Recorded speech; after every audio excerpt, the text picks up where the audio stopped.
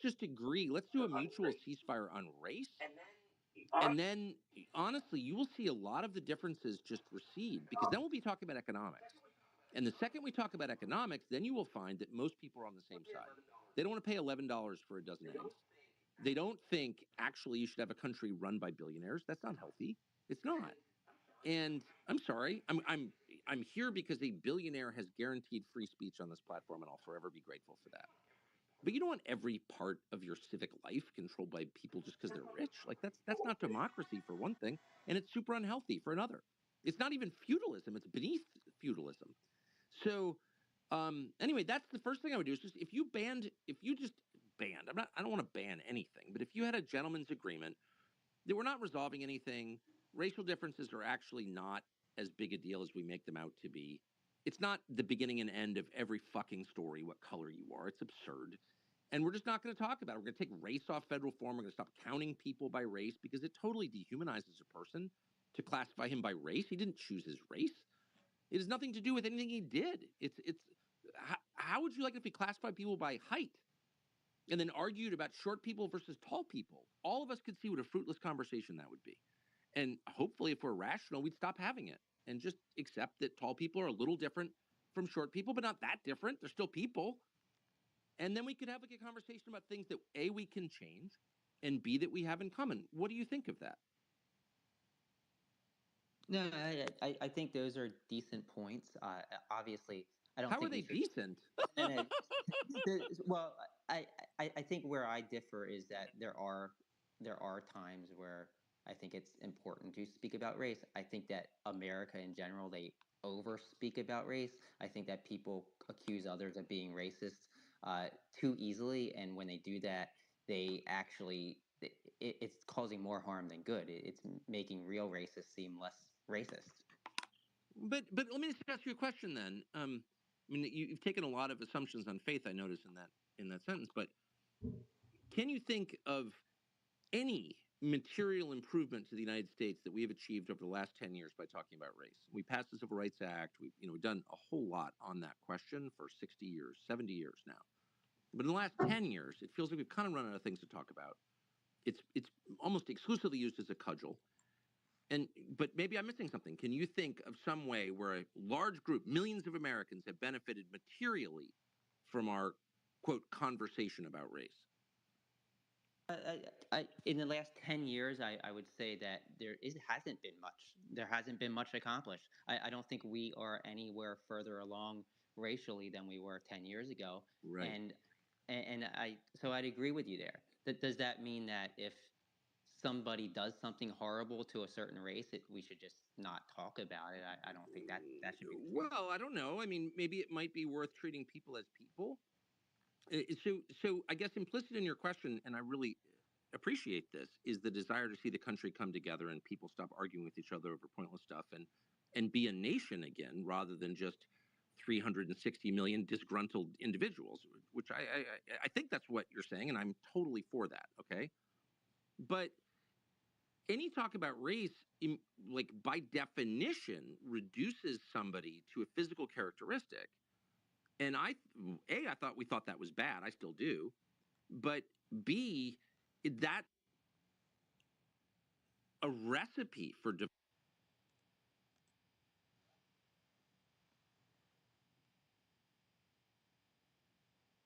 emphasize a white hurt a black or a black hurt a white, because the implication there is all blacks hurt all whites or all whites hurt all blacks. And that's not true. That's not helpful. So why don't we just say a person hurt another person? We're against hurting people. We're going to punish him on the basis of the harm he caused. I mean, that seems like a much more, quote, liberal approach, but a much more humane and constructive approach. And I can promise you, if we did that, we would be talking about stuff that matters. Like, how is this war helping anybody? What is our tax?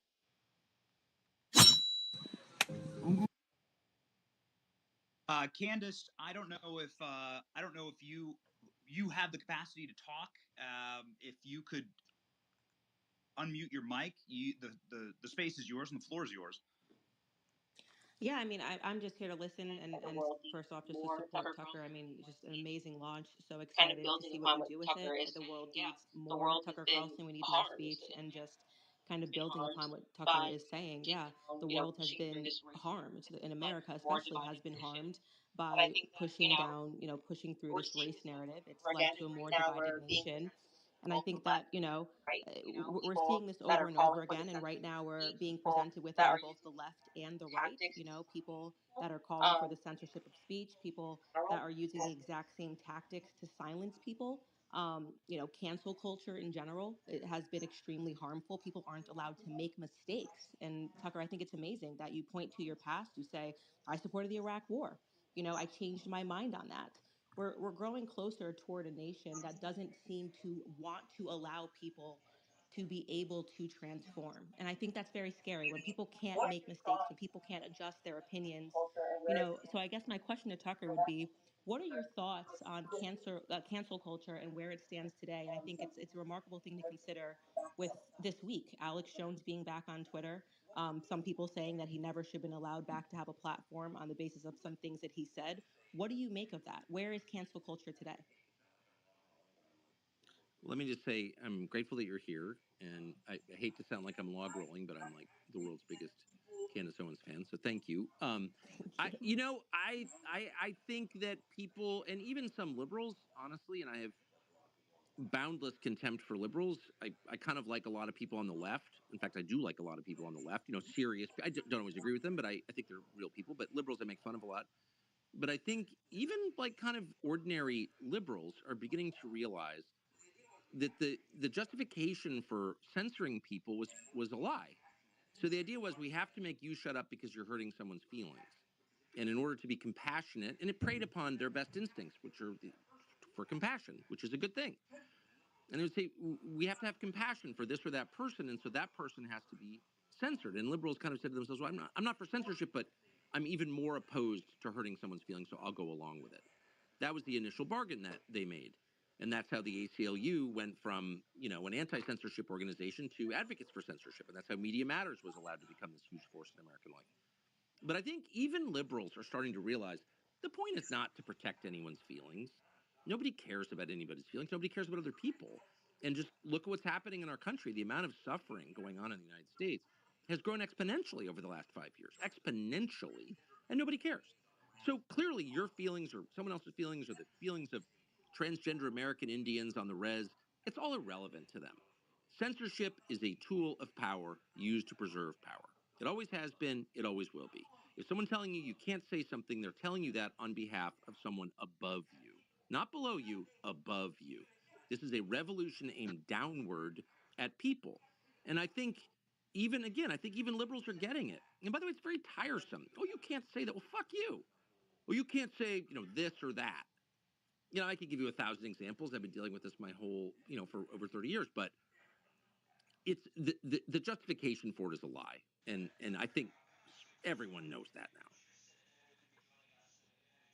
now. Tucker, I'm going to ask you a question. I'm going to link it to Tristan, and Andrew could be joining us. Andrew Tate could be joining us as well. But you've talked about X being the world's largest free speech platform, and you talk about censorship now. He also said if X is not shut down, we have a chance at a real election. But with the polarization, I'm genuinely concerned for this, and I'm concerned for the concept of a democracy. And I know you've got similar concerns. With the trust in the justice system pretty much hitting an all-time low, and if X does get shut down or does get hit, we've seen what's happening with Media Matters right now. What do you think could happen next year? Is there any concerns, anything that keeps you up at night? Oh, it absolutely keeps me up at night. Oh, absolutely. I mean, the next 12 months, I don't think, and I'm not given to apocalyptic statements. And again, as I've already conceded, and I always will, I've been wrong a lot. And I hope I'm wrong now. But I see a number of basically irresolvable conflicts coming to fruition in the same period, not just in this country, but around the world. And I'm very concerned about that. Now, the election specifically, you can't have a democracy and you can't have a free and fair election unless people can say what they think and get all the publicly available information that they can. And publicly available is a big thing. Like most information about what your government is doing should be publicly available. And if it's not, well, again, that's another sign that you're not living in a democracy. So the 2020 election was the mirror image of that. I mean, we weren't allowed to hear all kinds of things. All sorts of information was suppressed, not just Hunter Biden's laptop, but a lot. And we learned that in the Twitter files. So that was not a free and fair election. And I can't imagine that any liberal, as much as they may love Joe Biden or hate Trump, but that's fine. But I don't think any honest person can say that it was. You don't have to believe the voting machines were rigged, though maybe they were. I don't know. They could be. They're electronic voting machines, and no serious country uses electronic voting machines, but whatever. But you don't even need to go there. All you need to know is that there was no place where people could present information or speak their beliefs honestly about COVID, the vaccine, about Hunter Biden, about China, about a bunch of different things. And that's not a free and fair election. And so the fact that X, thanks to Elon, is now open is a massive threat to the people who don't want a free and fair election. I mean, of course. And so I'm super, super concerned. I'm also worried about the prosecution of Trump. You can't, the charges just aren't real. I'm sorry, they're not. I mean, you could say, well, he's guilty of this or that in the 4 cases. Okay, maybe he is. But the crimes themselves are ridiculous. They're ridiculous. He brought classified documents home? Are you serious? I spent 35 years in Washington. I moved there at 15. I left at 50. My dad ran a federal agency. I know Washington. It's like the only thing I know. Ask me about Washington or fly fishing, and I can give you credible answers. And the idea that you're prosecuting a man on a felony charge for bringing home documents and not returning them to the National fucking Archives. Are you serious? Is there a single high-level bureaucrat in Washington, elected or not, who doesn't do that every single day? No, because there are over 1 billion classified federal documents, and the overwhelming majority should not be classified. There's no national security justification for classifying them. Look me in the face and tell me the U.S. government has a legitimate reason for classifying over 1 billion documents. You can't, because they don't. It's a scam, as you know, designed to maintain power and disempower the population. So to indict him on that and then tell us they were nuclear secrets, but then never even suggest what those secrets might have been, at the same time that the sitting president did the same thing, and you're expecting me to go along with this and be like, oh, it's the rule of law. These are our sacred norms. No, you're violating the rule of law.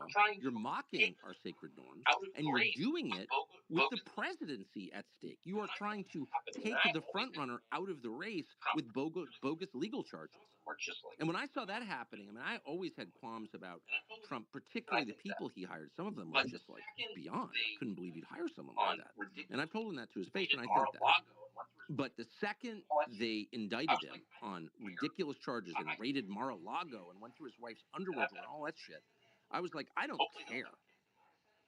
That can't stand, because I have to live here, and I've got a bunch of kids, and they have to live here, and hopefully they'll have kids, and my descendants will live here, as my ancestors did, and I want them to live in a country with a functioning justice system and elections that are semi-real.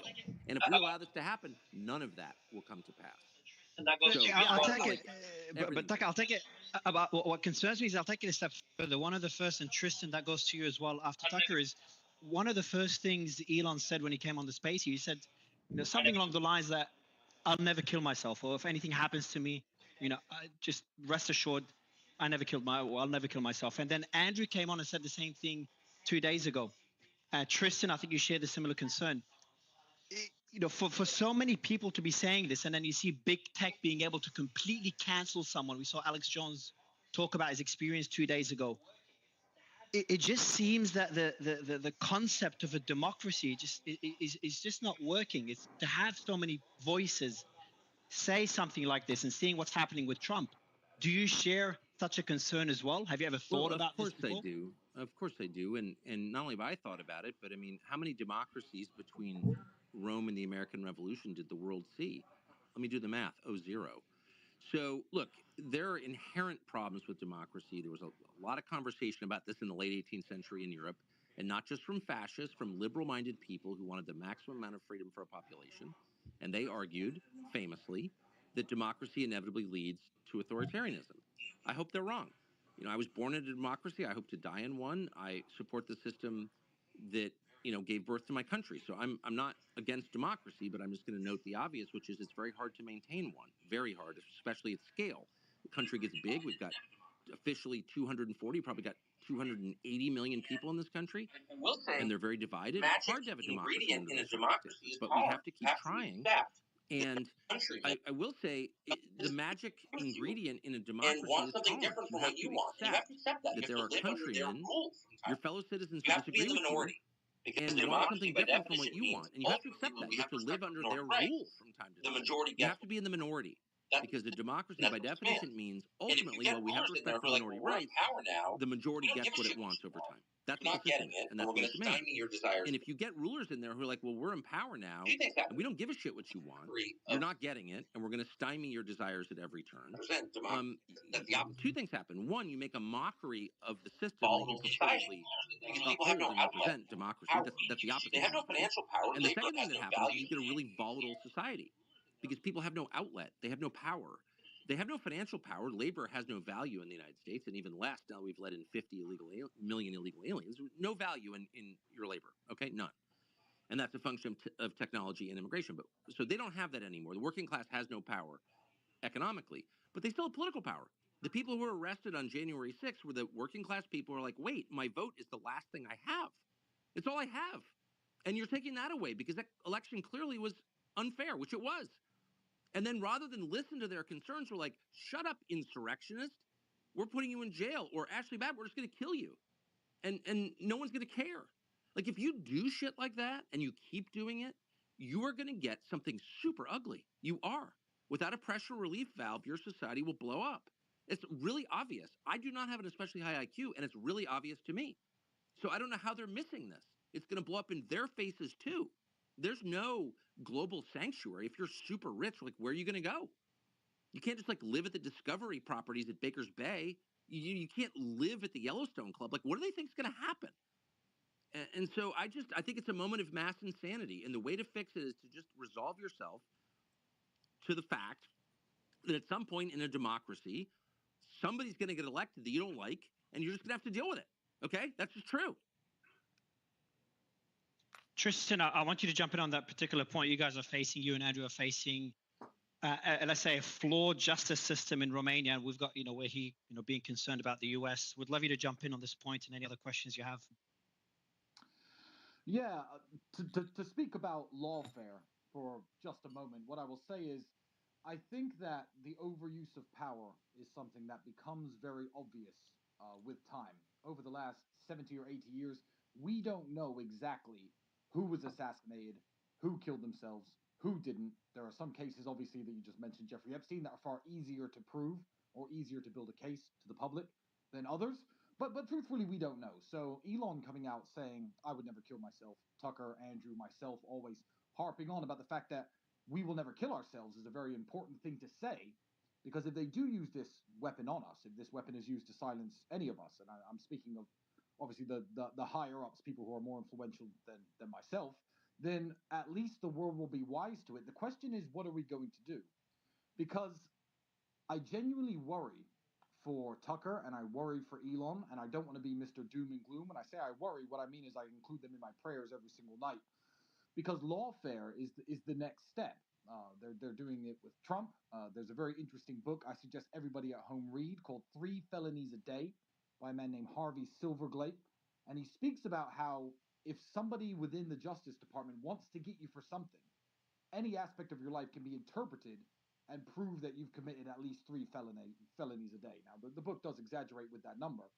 What I will say is, as Tucker's saying, bringing in classified documents into your home, everyone in Washington is doing it. Okay, well, technically it's illegal. Let's get Trump with it. Let's attack him with it. My case, I don't want to talk about it because I'm not the subject of this Twitter space, but essentially it's saying that even suggesting any kind of social media collaboration with people, even if they do not live with you and they live in other countries, can be human trafficking if that's in the hand of a prosecutor.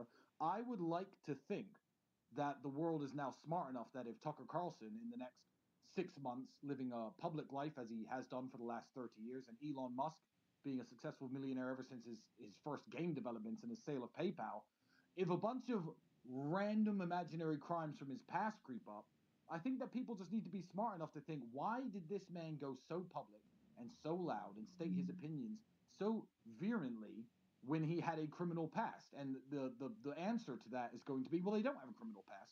What's happening is the justice system is being weaponized against us. Now, obviously, in the United States, there's a little something called trial by jury, which is nice. Same in the United Kingdom and a few other countries, where the people can actually protect people against the justice system by knowing that something's rigged, knowing that something is a setup, and saying not guilty, regardless of what the district attorneys or the prosecutors want to bring. But there are other parts of the world, I won't name them, but you know where I'm talking about, that don't even have a trial by jury to protect people from lawfare. It's very scary, and I guess before I move on to my next point, because I actually did have a very important point to make, what I would say is what does the person at home, Tucker? What does the person at home do about it? If you get accused of 5 or 10 random crimes that happened 20 or 30 years ago, which obviously didn't really happen, but it's just your word against someone else's, and you're being dragged through the courts, what does the person at home do about it, and what can they do to assist you in any way, or to stop this from happening? Well, first of all, I didn't realize that was Tristan Tate talking. Who's like, I'm such a fan. It's great to hear your voice. Thank you. What can the average person at home do? Well, nothing, and that's kind of the whole point. I mean, no one wants to say this, but I mean, I guess I'm from a different world or something. But I mean, to whom much is given, much is required, and I really believe that. And I think all the decisions in any society are made by a small percentage of people, and that's unfair. But it's been the rule throughout recorded history. It's never had a society where that wasn't true. And so it's up to those people. It's incumbent on rich and powerful people to right the system and to make it fair once again and to make sure that principles are applied universally, not simply to my enemies or to my friends, but to everybody, regardless of color or political belief. That is absolutely essential. But that can't be done by the average person. It can only be done by those people who, through luck or virtue or whatever the qualities are, that get certain people to certain places. But once you get to those places, you have an obligation to make it better. Not just to accrue wealth for yourself, not just to throw it in some foundation to buy mosquito nets for Congo or whatever, but to fix your own country, to help your own neighbors. And that's really who I'm pissed at.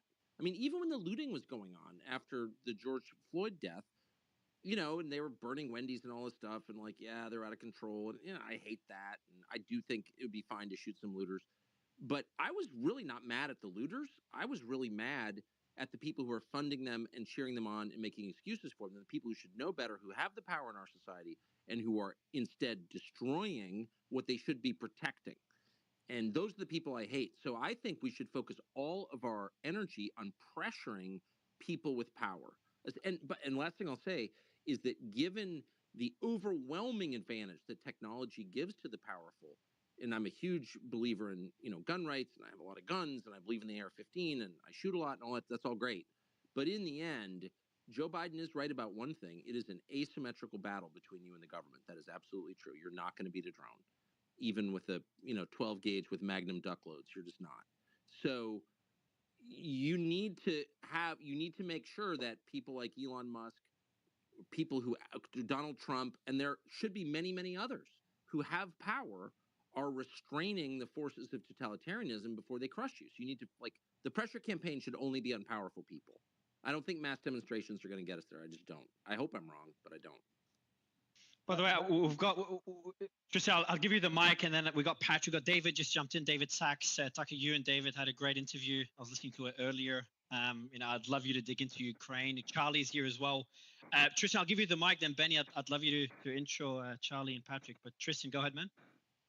Yeah, when you were speaking earlier, or even just now, about powerful people bringing the tools back to society to make sure everything runs right, I have a question about, because this is a space about you, Tucker Carlson, and Elon Musk and the things that you guys are doing, which I think are absolutely wonderful. Congratulations on the foundation of the Tucker Carlson Network, first of all.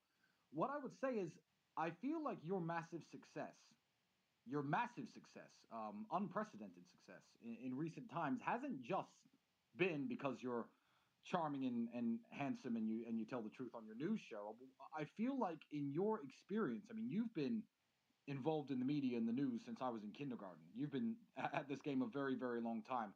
I feel like what Elon Musk has done by opening X in the way he has to you is essentially like giving a master craftsman the tools to finally live up to his full potential, like giving Michelangelo the hammer and chisel, like giving Michelangelo the paintbrushes. And you have absolutely run away with it. My question to you is, he's given the tools to everyone. This isn't a gift he's given to Tucker Carlson. This isn't a gift he's given to Alex Jones. This is a gift he has given to the entire world. First part of the question would be, why do you think people who disagree with you ideologically and politically aren't doing the exact same thing? Because there are people, arguably, especially in the American media, who have just as much experience and just as much potential. Names like Bill Maher come to mind. Why aren't they doing it? And the second part of the question would be, when the world's media finally uses the tools that Elon has now made available to everybody. And I'm not talking about the American media. I'm talking about the Russians, the Chinese. Everyone can use this platform and speak what they think to be true on it. When that does happen, and if that does happen, and if everybody's potential is unlocked the way yours has been unlocked, how do you think that's going to change the political landscape of both America and the world? Well, thank you for the question. I mean, to answer the second part first, I think it matters a great deal. In fact, I think it matters more than anything because I think words matter more than anything. I do. I mean, words endure, weapons do not. I mean, you can kill people, killing people's easy, but changing people's minds is very hard and it requires words to do it. And if you want to change history, you have to change minds. If you can enslave an entire population, you can commit genocide, and that's all been done. But in the end, it's not enduring. The only things that last are voluntary. And words achieve that. And so that's the first thing they ban. You know, they want to take your guns for sure, but they haven't. They've definitely taken your words away.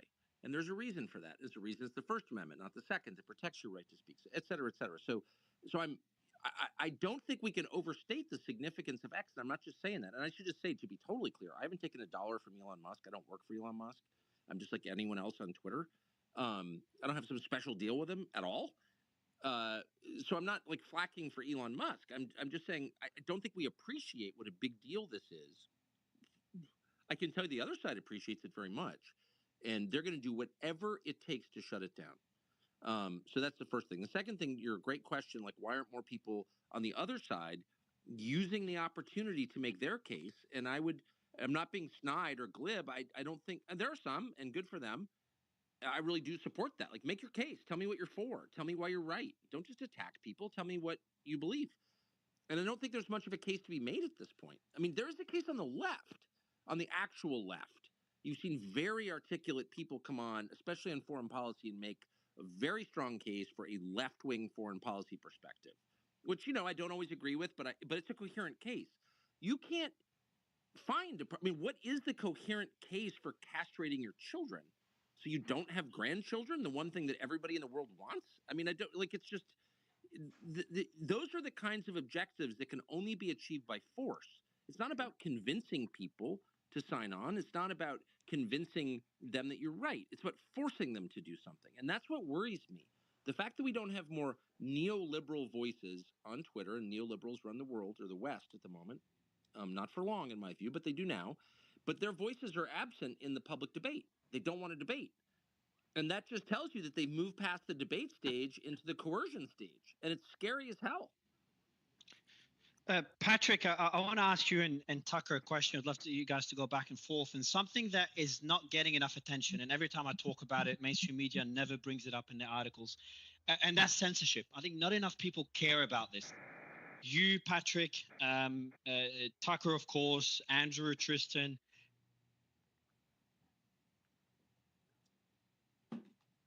Hey, Mario, they lost. We lost. Oh, the mic is off. Yeah, the mic is off. Patrick, I'm back now. Patrick, you can hop on in. I know you and Tucker know each other. Go ahead, Patrick. Was there a question, or did you give me the floor? No, the mic. Yeah, no, the floor is yours. My question is more about censorship. I always try to bring attention to it, especially with Tucker's network launching, or just launched. So I'd love your thoughts on that, Patrick, and then a back and forth between you and Tucker. The mic is playing up a bit, so just make sure you're on mute. Mario, you're doing a great job with all these spaces. You know, you for whatever reason you keep running the biggest Twitter spaces, and everybody around the world is jumping in to listen in. And obviously, shout out to Elon for the platform he's picked up. As if he wasn't busy enough already, he picked this up. Tucker, congratulations to you on TCN, Tucker Carlson Network. Both as a fan and as a capitalist and as a guy that, loves America and wants to see more fighters out there that have the audacity and the brass to go out there and impose and push the envelope and stand up. I'm happy for you. I'm excited for you. and I'm looking forward to seeing you whoop some ass. But my question for you was the following. So I think everybody is wired in a different way. I try to study you to see, uh, what level of fight you're willing to do for this country. Because obviously, from my end, I've watched you, not the other way around. I consume your content. My boys are in the car right now. I just picked up Dylan, my oldest son, who's listening. My youngest son, who plays soccer. My oldest son, who watched you a lot for many years. He's 11 years old. The youngest is 10. Trump's first election he went on, 2016, he had to choose a VP like Mike Pence. And the reason why that worked, obviously, who Mike Pence had as voters, location, state, where he was based out of, what sect of voters he could win over, whether that helped or not, it is what it is. But he kind of needed a person that was a yes person that wasn't going to say a lot, and Trump was going to lead the way. And the intentions was you have 2 terms, so you kind of go get the job done. He wasn't expecting for the mess that happened with what's happened with YouTube, Twitter, all these other Twitter files that came out, X files that came out, and then now him running. It's a different strategy on how to pick a VP. This time around, to pick a VP, he can't pick somebody that's just going to be a 1 term, because to get the job done, in the edge, Russia and UK and some of these other places have, somebody can be in office and running for a while. Look, we don't support that. It's not the America way, but that allows for you to really inject some of the ideas that you have. So if you're a good leader, you really have plenty of ample time. You have ample time to create that momentum. But on this time around, he only has 1 term, 4 years. Okay, and his age is getting close to 80. Now he's a fired up, energized guy, so doesn't look like he's slowing down, but his VP choice has got to be different. So I know the question was asked at the beginning that they said, what Melania said, and you were very complimentary. But one, if you did get that phone call, would you entertain it? And 2, if not, do you think if you could be, unbiased in the most possible way, do you think you would make a good VP candidate? And if not, who would you think would make a good VP candidate? Because the strategy's got to be 12 years, not just 4 years. Yeah. Well, then thank you for that question, and thank you for the nice intro, and it's good to hear from you. I don't know if I'd make a good VP candidate. I mean, probably not, actually. I mean, I've never done anything like that at all. I'm, you know, I don't think I'm crazy, just to be totally blunt with you, but I'm a little eccentric in that, and I'm definitely committed to saying what I think. And so, the structure of politics is totally foreign to me. I know I could give good speeches because I like giving speeches, but there's a lot more than giving speeches. So would I be good at that? Yeah, probably not. But it's just impossible to imagine ever being involved in politics. And I'm not being coy or anything like that. I've covered it my whole life. The number of politicians I would voluntarily have a meal with is like, fingers on a hand. I just don't like them. And so I generally think you should stick to things that come naturally to you, that you like, that you have an innate aptitude for. And in my case, it's writing and talking, but it's not kind of in like raising money or reading talking points, or I don't know. I just don't see myself doing anything like that, to be honest with you, though. I mean, who knows? God knows where this country's going, Tucker, Charlie Kirk on, wanting to ask you a question. Great. Hey, Tucker, excited to see you this weekend at AmFest. It's going to be great. Thank you. Looking forward to seeing you in Phoenix. Super quick. So, Tucker, I want to get your thoughts on this. As you know, we do a lot of stuff on campuses, and I've been, for the last 11 years, trying to get wealthy donors to realize it's a bad idea to send money to these universities. And in the last 6 weeks, it seems as if that's finally having some momentum. When you were sitting down with Candace, you said, I really hate these people that have been funding the anti-white nonsense on these campuses. And I was honestly shocked, speechless, when Bill Ackman came out the other day and said in his letter, basically, I realized that I have been asleep, almost complicit with funding these universities for years, and how anti-white, anti-Western, anti-male they are. So, Tucker, you said all the rage should be against powerful people. What should we forgive people that have been funding this for the last 20 or 30 years? How do you think about this? Especially as your mic, Charlie, your mic, I think is under a shirt. Not the Tucker. Did you hear the question? I know his mic kind of cut out at the end. Yeah, I first of all, thank you for that question, Charlie. And I mean, well, just to start at the end, we should always forgive people. as we ourselves want to be forgiven for our many faults. I mean, I really feel that way strongly, and I will always forgive somebody for anything. If the contrition is heartfelt, I mean, it's our obligation to forgive people. And the lack of forgiveness in our increasingly secular country, where our leaders worship themselves as gods, is one of the main problems that we have. So of course, I will always forgive anybody, and I would ask people to forgive me for my shortcomings, and that would include Bill Ackman, by the way, who I have mixed feelings about, but I loved reading that the other day. But my point remains, which is our principles have to be universal. And so if it's wrong to attack one group, it's wrong to attack any group. It doesn't matter what the group is or whether I'm related to them or not or know them. It doesn't matter. Attacking people on the basis of their group identity or their immutable characteristics is always wrong, period. And this country is founded on universal principles. And if it's not, then it's just, whatever. It's just Suriname. I mean, it's just like any other crappy little country run by power mad people who are transactional and have no principles and crush the weak and reward their friends. So that is the one thing that we can't give up, is the acknowledgement that these principles are universal. They apply to everybody. Second, I don't understand why nobody has made the obvious point, which is, if it is a sin to attack a foreign country, if it makes people feel unsafe or whatever, okay, then why is it okay to attack our country? I mean, people piss on the United States constantly. I personally think they should be allowed to, because I believe in free speech. I don't think you should, fire someone, or I don't know, fire, but I don't think the government should penalize somebody for attacking the United States. I don't. But the outrage disparity is really shocking to me. So you attack a foreign country, people are like, how can you do that? That's hateful. And at the same time, everyone sort of accepts as a matter of course that the entire college experience is based on attacking the United States and its institutions and its history, often very unfairly, sometimes fairly.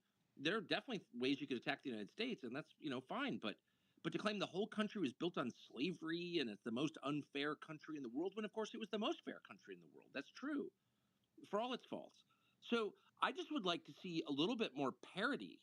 If it infuriates you to see a foreign flag burned, does it bother you to see your own flag burned? If it infuriates you, if you think it's a crime, an act of violence to criticize the policies of another country, why is it not the same to criticize the policies of your own country? Can you explain that to me? Can you speak slowly as you do? Because I don't understand. And I take it personally because I'm an American. And I don't have another passport, and I'm not going anywhere. And my ancestors have been here for hundreds of years, and I hope my descendants will be too. So I do take that personally. And I think it's gross. And to watch some of these, and by the way, I don't begrudge them if there's some, popular podcast host who's super upset about what's happening in a foreign country. That's fine with me. I'm not mad about that.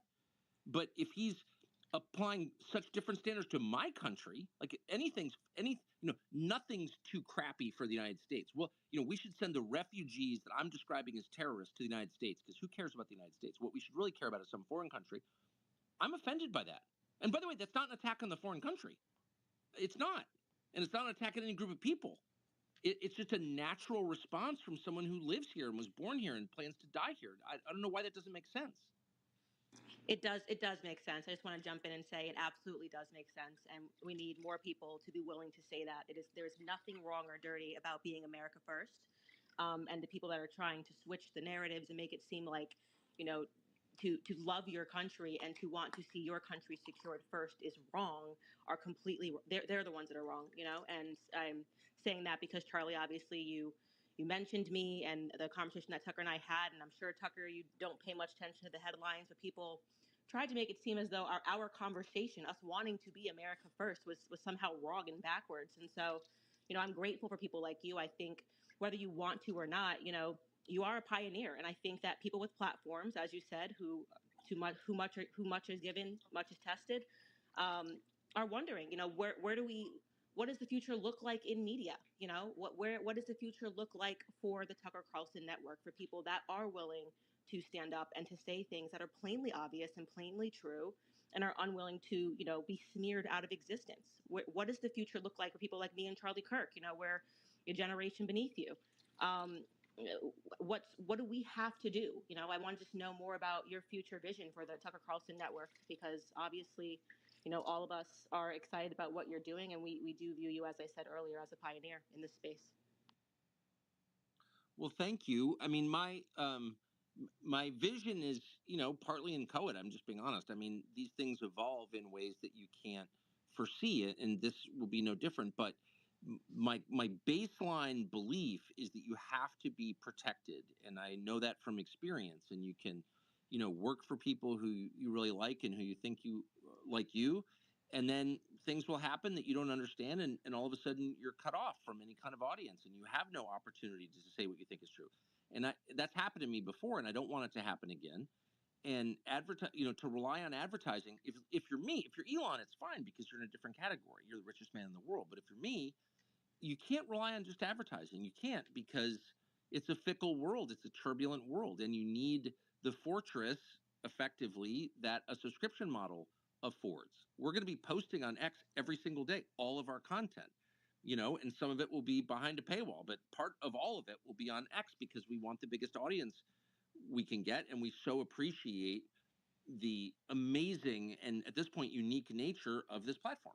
But you have to have subscribers who support you and will protect you and your ability to fund this stuff. The documentaries we've got a bunch of, we got more than 20 people working for us right now. And you can't rely on advertisers to keep that open if all of a sudden there's another January 6th, or they make up something, or there's a terror attack, and oh gosh, we have to shut down, anyone who's criticizing the government now.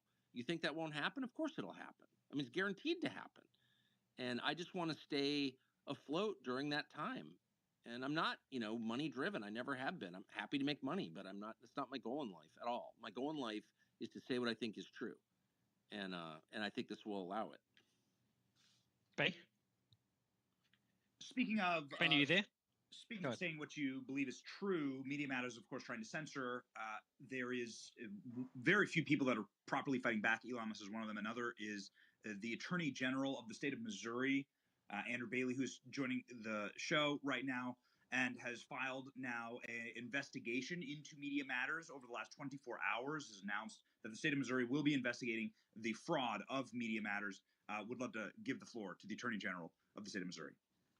Yeah, well, first of all, thank you so much for having me on. Thank you, Tucker, for what you do to speak truth and to, consistently espouse these basic principles. And it seems to me that there are three strategic objectives in the defense of our nation right now. And we've talked about all three of them. I certainly heard a discussion about all three of them this evening. And really, the first one's the border.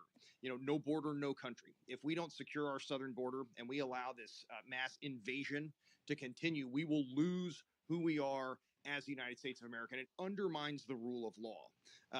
The second strategic objective is the weaponization of government. We see that time and time again, going after President Trump and political opponents, weaponizing the criminal justice system to achieve political objectives that you can't win on the merits, and so you've got to undermine the rule of law to be able to achieve those objectives. I mean, at some point, like you pointed out, Tucker, this turns into a banana republic.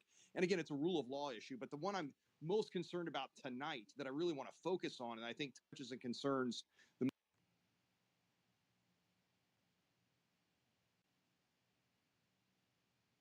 most recent issue with Media Matters, is the right to free, who want to take that freedom away from us, and they're willing to lie, cheat, and steal to do it.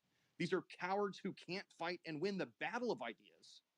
So again, they're going to manipulate, they're going to deceive, they're going to destroy our ability to carry on the conversation.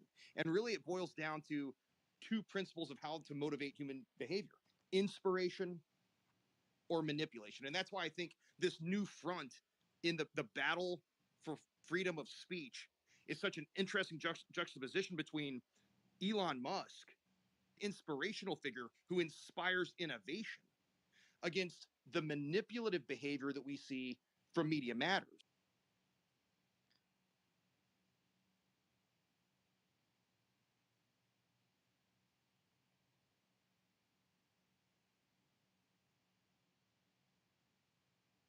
Are a series of lies, deceit, and manipulations. The entire organization is built on lies. The fact that we've got a radical progressive advocacy group masquerading as a media outlet is shameful, that they've been able to go this far and get away with it. And I'll tell you, as part of our investigation, we've already received documents that purport to be internal memoranda from Media Matters. And we're going to hold that as part of our internal investigation. And I'll tell you, the contents of these documents would chill the devil's spine. One of the more disturbing quotes is where Media Matters opines that a deeper grassroots bench also means that Media Matters will be better positioned to win corporate pressure campaigns. They take credit for forcing Facebook to adopt censorship by using public pressure, then working hand in hand behind the scenes to maintain censorship on Facebook. So this is a pattern of behavior that we've now seen replicated in their attack on X. And again, my question to you, Tucker, is in this fight for free speech, how did we get to a point in our country where one side of the political spectrum completely rejected free, fair, and open debate? Thank you for that, and thank you for what you're doing on this. I don't think there's much that's more important.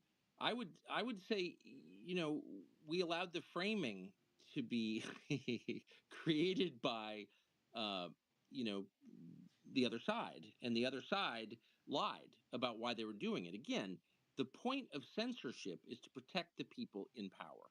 Always, they're the only beneficiaries of censorship, and the rest of us kind of went along with the lie that this was being done on behalf of the weak, some oppressed group or other who needed us to be more sensitive. And it was merely that, just be more sensitive. Don't hurt anyone's feelings. Don't use the word retard. It's mean. Okay, fine. I don't need to use the word retard. I'm okay. Right? But that metastasized into what we're looking at now, which is just this massive structure, which is a kind of combination of government and private power aligned against the majority of the population in order to preserve power for a few against the many. I mean, that's just true. So I think the way to combat it is to get to who's funding it. I mean, they're not doing this on behalf of the oppressed trans community or black people or whatever they're saying they're doing is a lie. They're doing it on their own behalf. So who's paying for it? Who's paying for Media Matters? I think long term, the only way to fix this and a whole lot of other problems that beset this country and make progress impossible is to end nonprofit status. The whole thing is ridiculous. I mean, the premise behind nonprofit status is that nonprofits are, quote, acting in the public interest. But that's clearly untrue. They're acting in their own interest. By the way, it's a massive tax dodge for people to, well beyond their own deaths, continue to, control the society. But more than that, it's unfair, and it totally distorts our political system completely. All this stuff's being paid for. All this stuff is possible because the people doing it don't have to pay taxes. Well, how is that fair? Like, in what world is Media Matters making America better? It's in direct opposition to the Bill of Rights. It's insane. So I think the only way to fix it is to get to the roots. Ignore all the stuff about identity politics. That's merely a cover. This is powerful people seeking to preserve their power non-democratically. And I think bringing pressure to bear on those people, exposing them, saying their names. The Soros stuff has been very effective, actually, in a sense. I mean, even when I worked at, among purported conservatives, the word would go down, don't criticize Soros because that's bigoted. And I always say that the guy's like the biggest donor in American politics, and he's an atheist. Like, how is this bigoted? And I ignored it. But many people didn't ignore it. They wouldn't criticize George Soros. Well, how did that happen? Because the attacks on George Soros rattled George Soros. So he sent out the word, get them to stop attacking me. It works when you attack people by name, when you call out what they're doing with evidence, not the low level people, not the Antifa soldiers who were, hassling people in public parks. Just arrest them. The people paying for them are the ones who need to be exposed. I really believe that. And then they will knock that shit off quickly.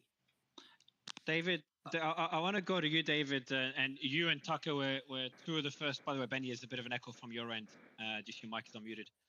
David, I want to go to you. I'm not sure if you're going to ask about Ukraine or chat about Ukraine, but I'd love if you do. Elon did say not too long ago in a space, we are sleepwalking into World War III, and I think people are just ignoring the war now, especially with what's happening in Gaza. You and Tucker had a great conversation about it in your interview, but would love to get your thoughts on it and Tucker's as well.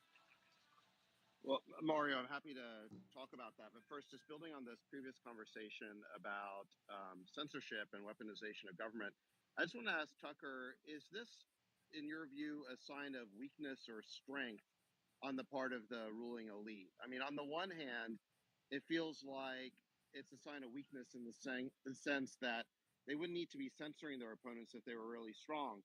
But on the other hand, it really does feel like they're just kind of cementing their total control over our discourse. And if it weren't for Elon buying Twitter, which was kind of a fluke, it would have already happened. So how do you interpret that? I mean, are the elites who are perpetrating this? Do you view this as a sign of weakness or strength? Well, thank you, David. And your podcast is unbelievable. I keep texting you this, but like the number of people who listen to it is blowing my mind. So very cool.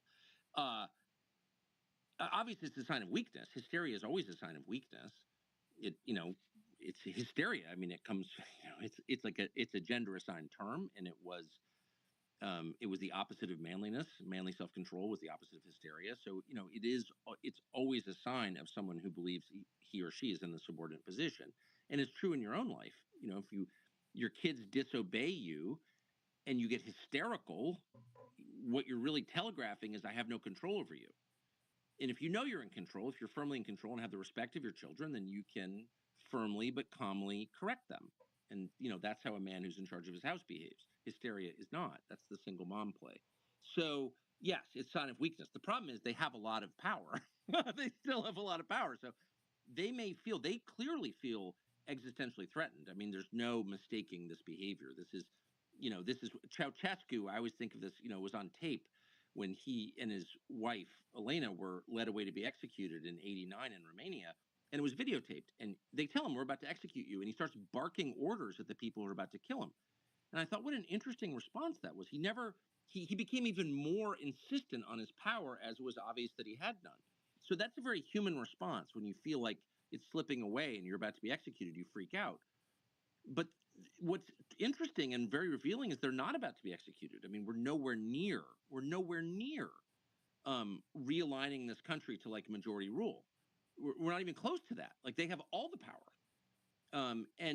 But they don't know that or something. I don't know. There's some weird psychological tick here. I think it may be as simple as they know what they're doing is illegitimate. It's not consistent with the Constitution or American history or even with decency.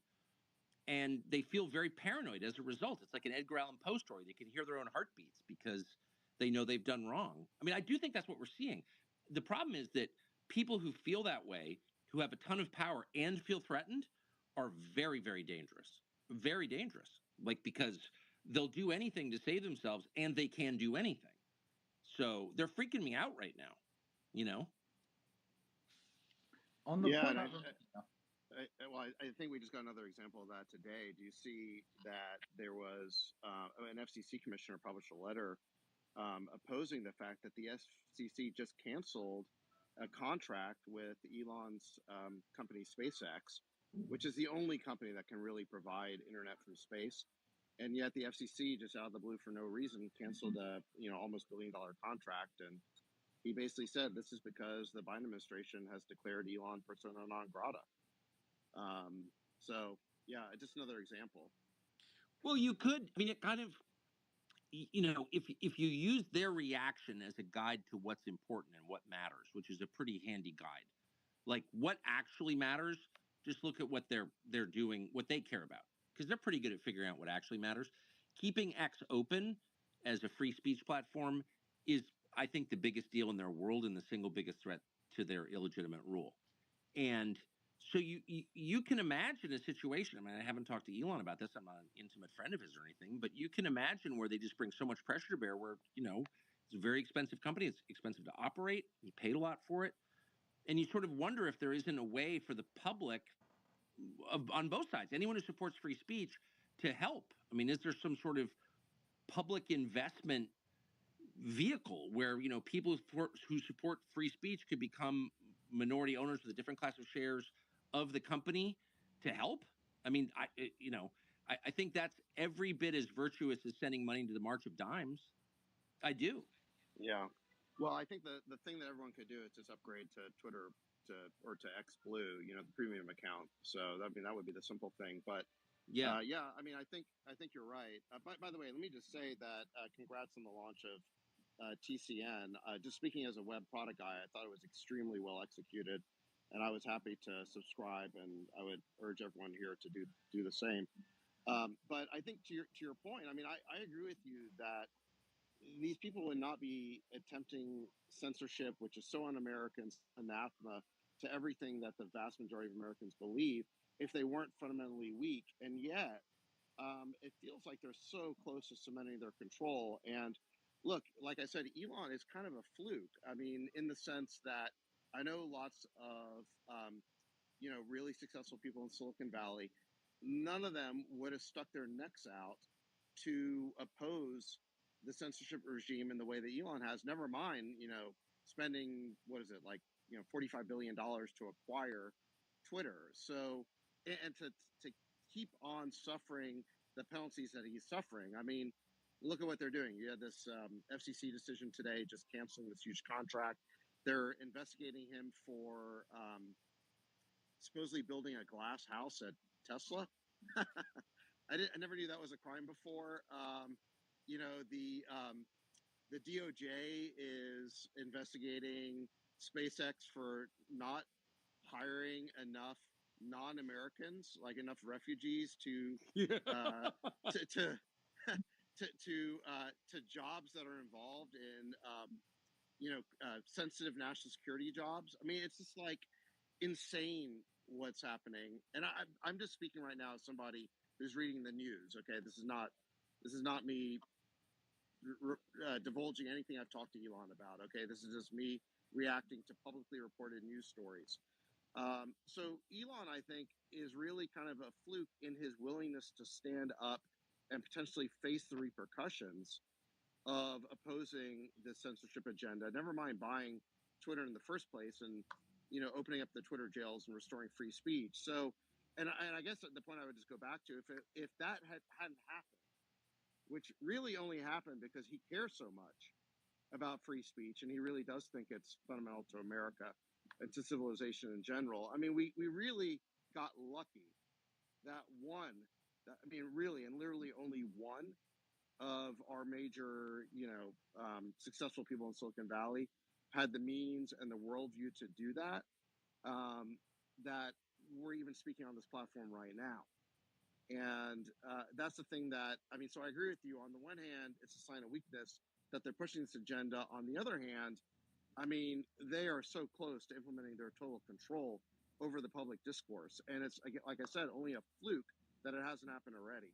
So let me stop right there and get your reaction. Well, I couldn't agree more, and it's hard for me because I lost my show in April, and Elon immediately encouraged me to use this platform, and it was great. It was great for me personally. I didn't make any money, but I really enjoyed it, deeply enjoyed it, and it changed my life for the better. And so I don't want to seem like I'm flacking for the guy. I think objectively, if I'd never been on the platform and I had no connection to it, I'd still feel the same way. Is without it, you can't be a democracy. You can't be a free country if there's no place for people. It's Speaker's Corner in London. We don't have anything like that except this. And I'm just not sure. I agree with you completely that it takes a very unusual person to want to do something like this. And it takes an even more unusual person to pull it off. Not just a rich person. I mean, by the way, most rich people are cowards, as you well know, and you're one of the rare exceptions to it. People always talk about fuck you money. He's got fuck you money. There's no such thing as fuck you money.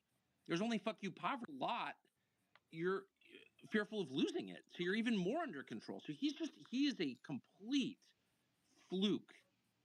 There are not a lot of people like Elon in any society ever. Very few, handful, dinner party number. And so the fact that everything aligned and we have this, I just feel like, and it's just, again, it's hard for me to say because my own fortunes are tied up in this too, to some small extent, but I just can't overstate how important I think it is for every decent person in the country, regardless of background or voting history, who cares about preserving a free society. And I think on some level, everybody wants a free society. I mean, honestly, everybody demands and does anything he or she can do to keep this open and free of government control. I mean, because that if we lose this, or if we don't have no platform like this, then we kind of are done. Honestly, all the podcasts in the world will not save us, including mine. I'd like to chime in here for a second, if you gentlemen don't mind. I believe, looking at the panel tonight, I'm the only speaker who's never lived in the United States as an adult.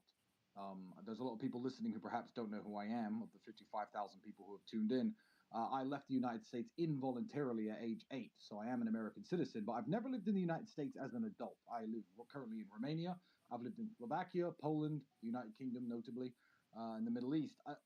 I don't think that the people listening at home, the Americans listening at home, perhaps understand how alien this concept is around the world, that not just foreigners can come into your country with all the good it's done and the hand it's extended to people for them to build a better life, and to openly criticize the country and to accuse the country of inherently being criminals for their past, how unusual that is, but also to have powerful agencies, Media Matters springs to mind naturally, that are grown within the United States, staffed and manned by mainly American people, whose life mission, for whatever reason it is to demonize American society, to demonize the American people, based largely on ridiculous claims that everybody is inherently born a criminal. Now, I've lived in Romania for 7 years. Even with what's going on right now, I would never say something so stupid as to look at something in Romania's past. If anyone knows World War II history, Antonescu famously allied with Hitler during World War II and accused the average Romanian person of being a Nazi sympathizer because their great-great-great-grandfather or their great-great-grandfather, who's long since dead, has somehow passed on this genetic legacy of being an evil person. I think that if I said that to a Romanian person on the street, quite rightfully, they would punch me in the face. So, as the only non-American, I guess, here, the non-American resident, I'd like you all to know that it is absolutely insane. It is wild to people living in countries like Romania that, South Africa and England and America are literally from within its own people demonizing every single other member of that society and saying that everybody from outside of our country is good and we ourselves is bad and we owe the world X and we owe the world everything because our great-great-great-great-grandfather may have owned African American slaves. Keeping in mind, I'm the descendant of African American slaves myself. It is absolutely wild that this takes place, and it's absolutely unthinkable to even someone like me who left the country at 8 years old, of all the countries I've lived in. And a very, very good point was made by the Honorable Attorney General earlier, Mr. Bailey, when you said, why? Why is the southern border not secured? People argue about this. I remember people were arguing about securing the southern border. The first elections I can remember, Bill Clinton, Al Gore, when I was just a kid, this was an issue that was on the table, and it still has not been done by anyone. Romania has probably 1/6 of the GDP per capita of the United States. In terms of money and finance, it is flat broke compared to the United States. And we share a southern border with Bulgaria. And as close to zero as you can imagine, people sneak from Bulgaria into Romania every single year. Zero. And it would be nice if people in the United States, instead of hating themselves and hating the country for misdemeanors committed way before any of us existed, if they had the attitude of some of these Eastern European countries. I heard, I don't know if it was Viktor Orban of Hungary or a Polish politician. I think it was a Polish politician who said, the Polish border is more than just a line on a map. The Polish border was paid for by Polish blood, the souls of Polish men, and we will not take this issue lightly. It's just absolutely wild and unthinkable. It's a uniquely Western problem. I feel like it's American more than it is any other country, and quite frankly, people need to fucking drop it, in my opinion. Well, you got to It's wonder why it's embarrassing. but why is it happening? I mean, and I would say I don't think it's just America. I think it's the entire Anglosphere. Yeah, the West. Americans are being taught to hate themselves, but the Brits already do hate themselves, but not as much as the residents of Australia and New Zealand do. And of course, no one matches Canada for masochism. So, like, this is a thing that's happening. It's not organic. It's on purpose. And what's the point of it? Well, the point of it is to destroy your civilization, because all of those, particularly this country, are countries without a working majority of anybody who has anything inherently in common, racially, ethically, religiously, which is fine. I'm not arguing against that. I'm just saying, in the absence of an overwhelming majority who have something obvious in common, the only thing that binds the country together is love of country. That's all they have, is a common culture, which, by the way, begins with a common language. And the assault on English, the idea that we should print voting forms in foreign languages, or we can't, that it's, quote, racist to declare English the national language. These are not academic debates. This is our country will collapse if it becomes multilingual. Quebec can't even, exist peacefully with Western Canada. So anyway, my only point is this is a bigger deal. I think, attacking American history, it's more than annoying. It's an attack on the ability of the country to continue, I think. Benny? Benny, Tucker. Hey, Tucker. Charlie has a follow-up. His mic got cut off, and I'm going to throw to Charlie. Charlie, you there?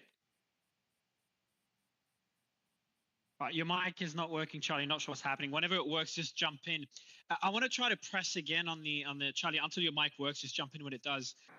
Tucker, David, I want to try to press on the Ukraine question. David, you've been very vocal about it. More and more people are starting to pay attention. Do you think that the tide is shifting now? Do you think we'll get a peace deal soon? David, Tucker, would love both of your thoughts. Well, no, I don't think we're going to get a peace deal, because you heard today at the press conference with Biden and Zelensky that Biden's living in some sort of fantasy land. He's still talking about Ukraine joining NATO. I mean, it's like it's totally contradictory. I mean, a few months ago, Biden was saying that Putin had already lost the war. Then a couple of days ago, when he needed Republican support to push through more Ukraine funding, he said that if we don't provide this funding, Putin's going to win the war. And now today at the press conference with Zelensky, he's saying that Ukraine's being part of NATO. So it's all totally confused. But just to connect the topic of Ukraine to the topic of censorship, I want to get Tucker's reaction to this. I mean, I personally believe that there are 500,000 people in Ukraine who are dead right now because we do not have an honest public conversation in the United States.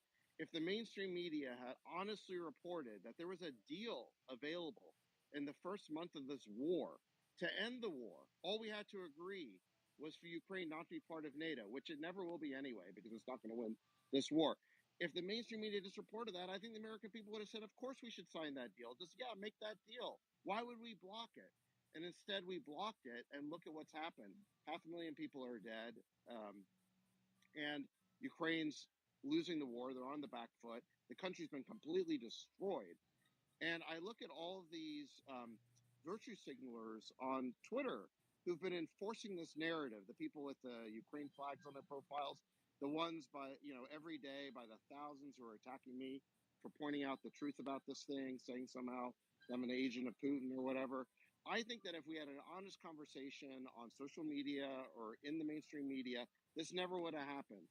So let me throw it to Tucker. I mean, what is your view? I feel like when you were on Fox, you were probably the only person honestly telling the story of how this war started. And I think you were just about alone in that. And if more people had told the truth about this war, where do you think we'd be today? Well, lying has consequences. And of course, this war wouldn't be still in progress were it not for the Biden administration abetted by the leadership of the Republican Party. So, I mean, there's like a direct line between the propaganda, the lying, and the deaths of hundreds of thousands of people, an entire generation of Ukrainian men. I mean, Zelensky just said they're going to call up 40-year-olds. Well, what does that tell you? They're no more 25-year-olds. And I shouldn't chuckle because it's like horrible. And really, in the end, it abetted cruelty, because that's what we're looking at. The people who and I'm not talking about your neighbors who got wrapped up in the myth of the ghost of Kiev, or we're calling it Kyiv, and had Zelensky T-shirts. They're good-hearted people who thought they're on the right side. I get it.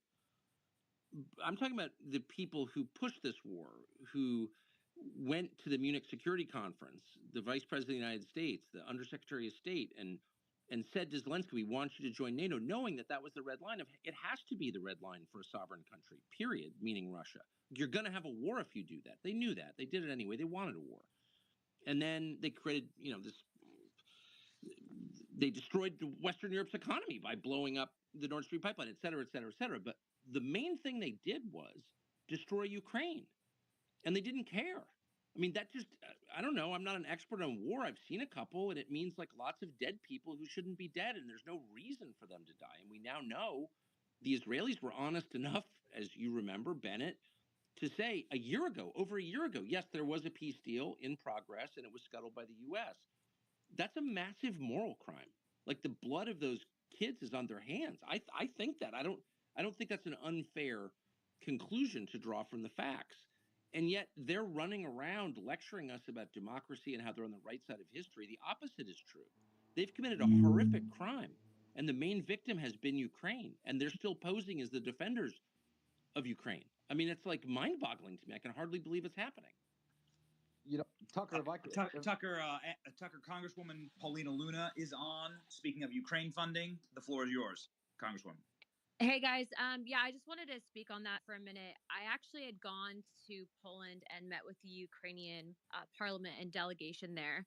And part of the reason why I've been so basically vocal about not giving them any more funding is, and I think that everyone should know this, that what the parliament anticipates and intends is once this war is over, they actually want to take all of the equipment that we've given them and essentially start their own Wagner group. And I think that the fact is that the Republican Party as a whole, even McConnell, I mean, many people have been complicit in really just supporting the military industrial complex in this.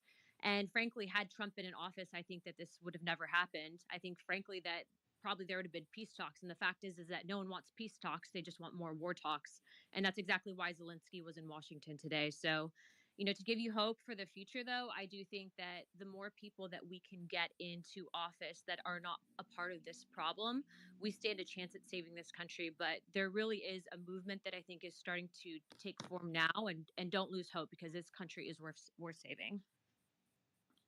Well, that's heartening to hear. Thank you, Congresswoman. I think, I mean, at some point you think like common sense has to prevail, and of course it's not a matter.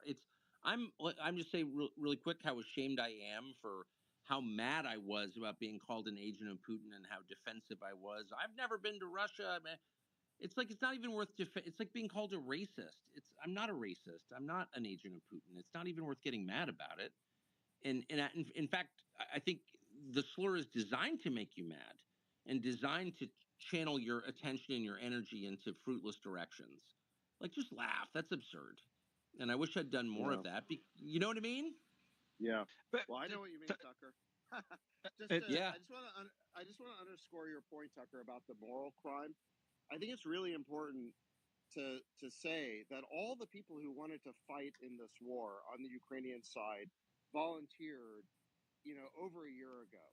And very, very sadly, the war has not gone well, and the vast majority of them are now dead or incapacitated. The people who are now being mobilized or conscripted are all people who didn't want to fight, who are literally hiding in their homes or hiding elsewhere, trying to avoid the draft. There have been an abundance of articles now, including from, you know, pro-Ukraine Western publications, talking about the fact that all the whatever young people are remaining in the country are in hiding. They do not want to fight, and yet the talk now is that Zelensky's going to have another wave of mobilization or conscription. They're going to round up the students. They're going to round up young women. They're going to round up the people in their 40s or older.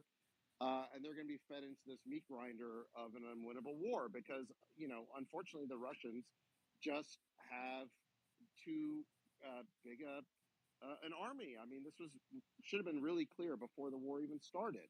The Russians' industrial production of artillery shells and other weapons of war is just far too great. It's greater than even what the West can produce. And so what we're talking about now, if we give Ukraine another 60 billion or whatever, what we're talking about is conscripting people who do not want to fight. We're talking about rounding them up at gunpoint and sending them to the front lines. And there've been plenty of articles talking about how people are sent to the front lines with only 5 days of training, no real training. And they're being sent there and turned into cannon fodder, being destroyed by Russian artillery. I do think it is a moral crime for the United States to persist in this delusion that somehow we're going to add Ukraine to NATO by rounding up whatever is left of young Ukrainians and sending them to the front lines at gunpoint to be destroyed in this artillery war. It makes no sense to me.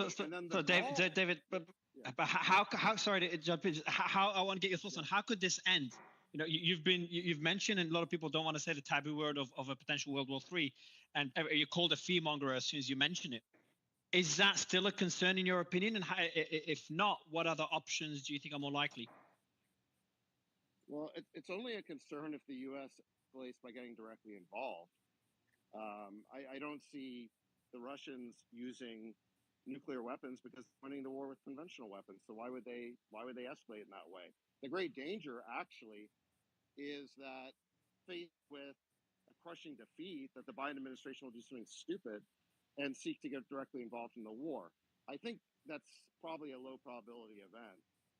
So I'm less concerned about the risk of World War III right now, but I am concerned that we're just going to keep this thing going, and more people are going to needlessly die. Tucker? I just affirm everything David said, and it's not only true, but obviously true. What's crazy is that our media are so controlled, our news environment is so North Korean, that most Americans thought that Ukraine was going to win without, consulting Wikipedia that would tell them that Russia has 100 million more people than Ukraine does. And it has such deeper industrial capacity that there's no comparison. And it has a real army, one of the best in the world, we now know, for all of its faults. I mean, it's not the Soviet army. It is better and it's big. So it was never going to happen. But Americans didn't know that. And that's really, it's very distressing to me, because if something that big and that obvious can be unknown to the majority of our population, what else can they pull on us? And the other thing I would say is that it's a little bit strange that the people who are advocating for more literally pointless killing have somehow seized the moral high ground from people who are calling for a reasonable peace, which will, by necessity, require accommodations. One hopes on both sides. All peace agreements do. And, some are wise and some are unwise, but that's the nature of them. It's the nature of every negotiation. But as soon as we start, and we're very good, our leaders are very good about moralizing in the crispest, most black and white terms about foreign conflicts, where one side is all good, the other side is all bad. And any accommodation is a moral crime. Once you start talking like that, you're just guaranteeing perpetual war in which other people's children will die. And so if you're doing that, you're by definition a bad person, in my view. And yet the people who question you are somehow they're the bad people. It really is upside down world on this and so many other issues. But I never get tired of being shocked by that. On this subject, I would like to go back to Congresswoman Paulina Luna. Will Ukraine funding go through in the House? Will the Republican majority hold firm on border funding? What will be the outcome here? Well, I know Mike Johnson actually just recently did a speech because Zelensky was up here. So I think what's going to happen is I think that they're going to try to join the Ukraine funding with border funding. And then they'll put us in a tight spot, because there are those of us that don't want to give $1 more to Ukraine, but then also we do absolutely need to secure our own border. So I think that's where we're in the position of, but going back to what Tucker said earlier, there are so many people who have basically said that if you don't support Ukraine, that you are somehow empowering Putin, and that we are going to be, the ones responsible for Ukraine falling, when in actuality, when you go there and you see what's literally happening, and you realize that it does very much so feel like this is kind of a distraction.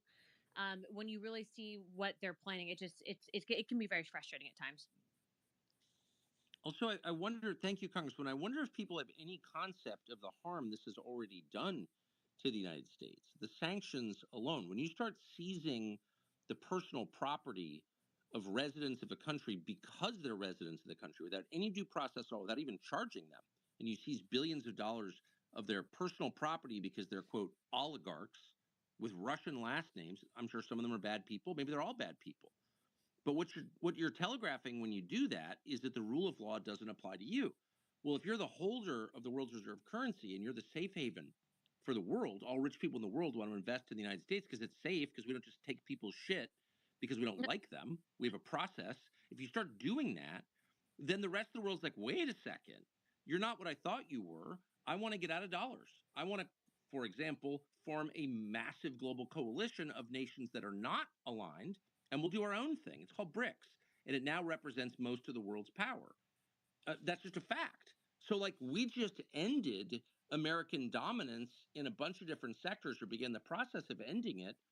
And I don't even think most Americans know that. The consequences of what the Biden administration did in February of 2022 will be things that your grandchildren have to deal with. And we never even had that conversation because it was like, oh, Ghost of Kiev, heroes, Zelensky, he's Churchill, shut up, Putin defender.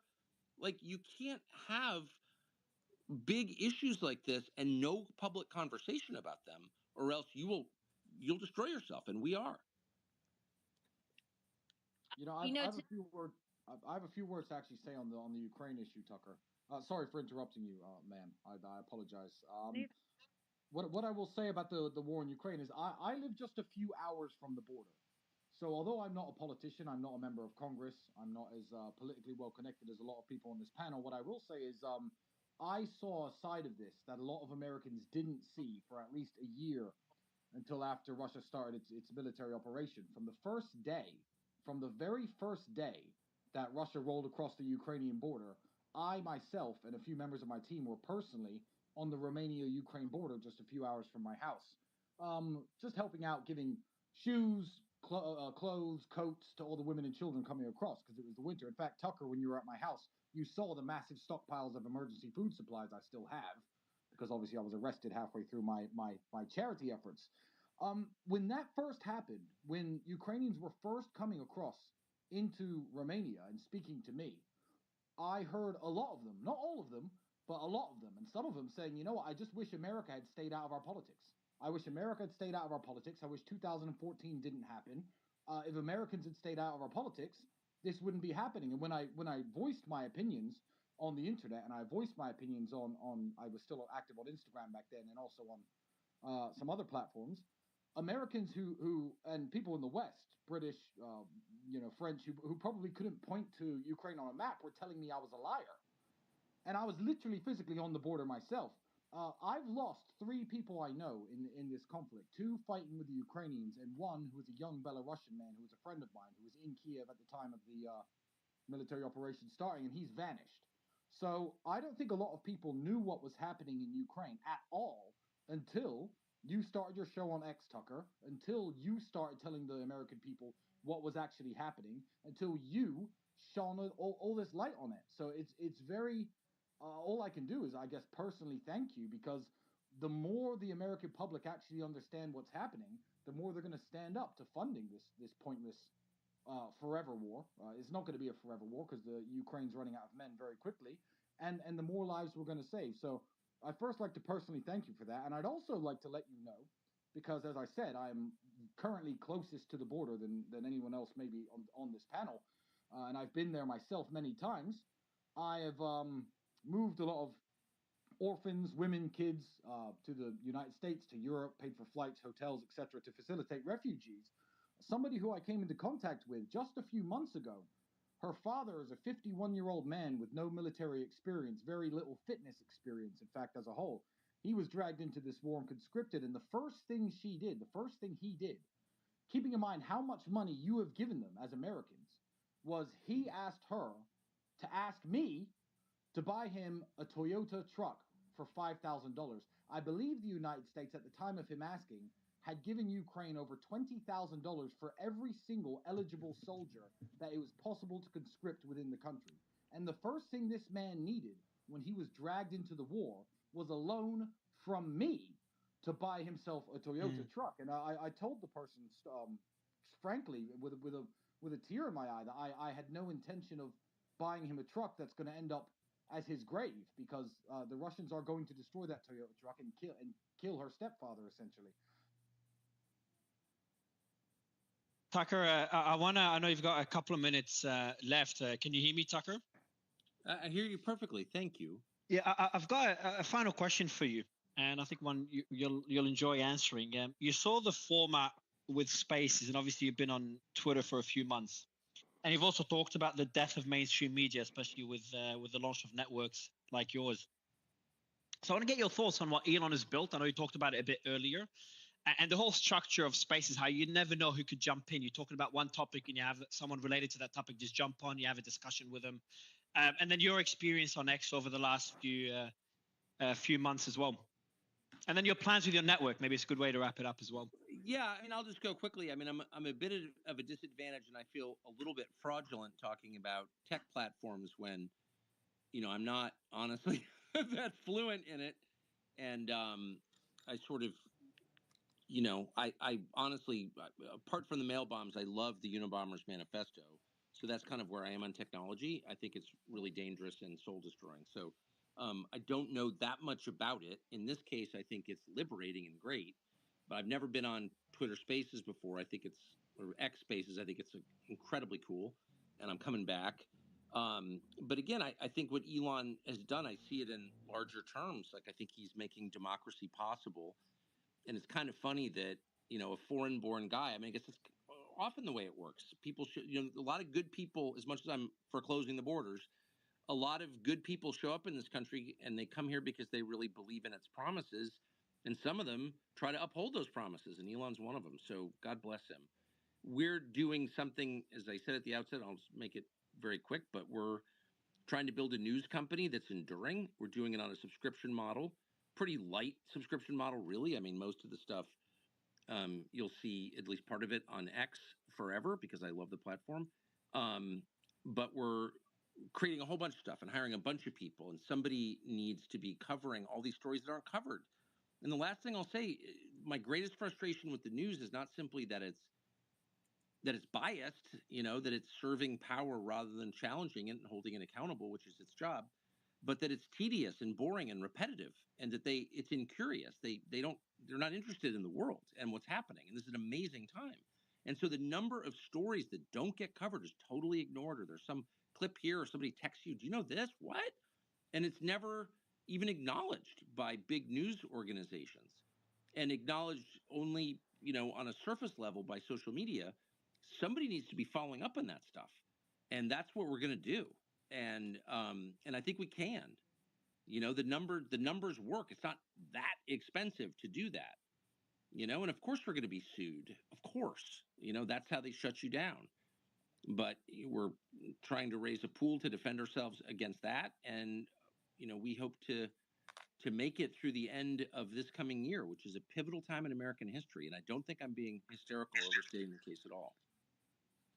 Tucker, this has been an absolutely incredible Spaces. We really want to thank you so much for joining us. I suppose we can close it out by simply stating that your entire show followed you from Fox News to this endeavor, and it's really remarkable. That's unheard of in this space. There's no loyalty in corporate media. There's no some of the most godless, soulless work there is, and that's remarkable. And so what you're building is as valuable as what anyone is doing here, and honestly complements what Elon is doing. It does seem that you are beloved at Fox and obviously by your audience.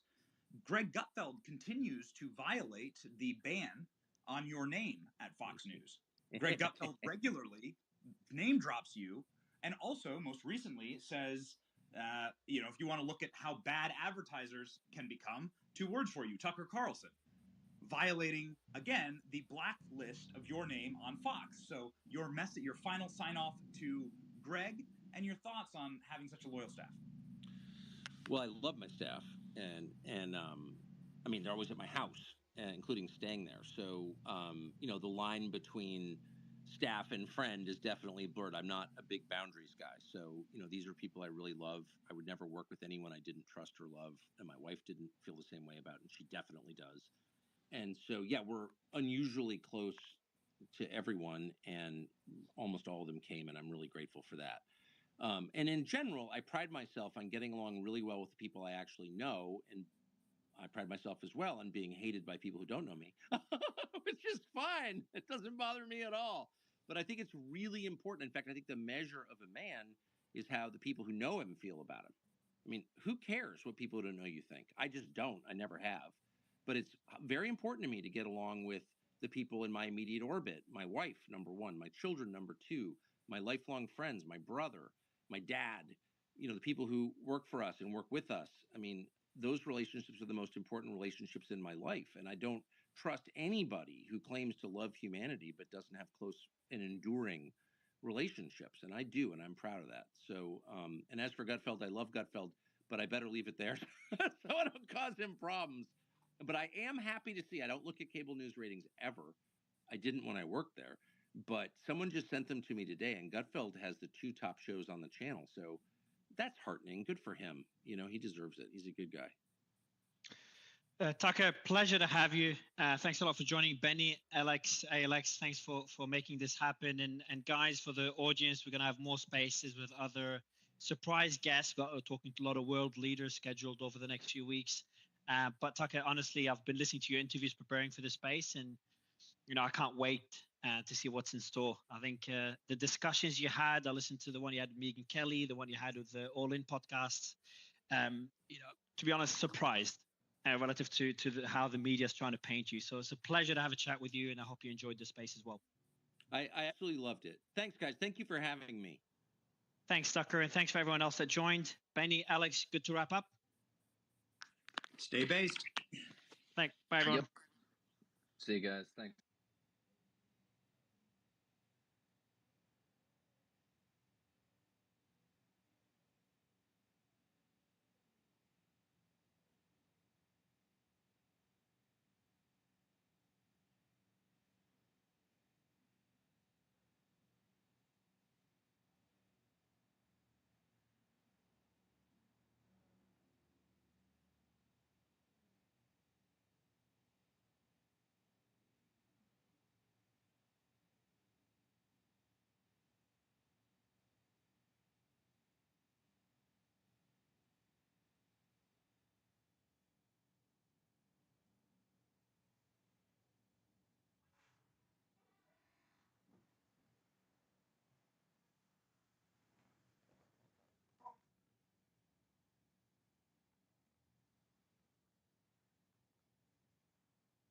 you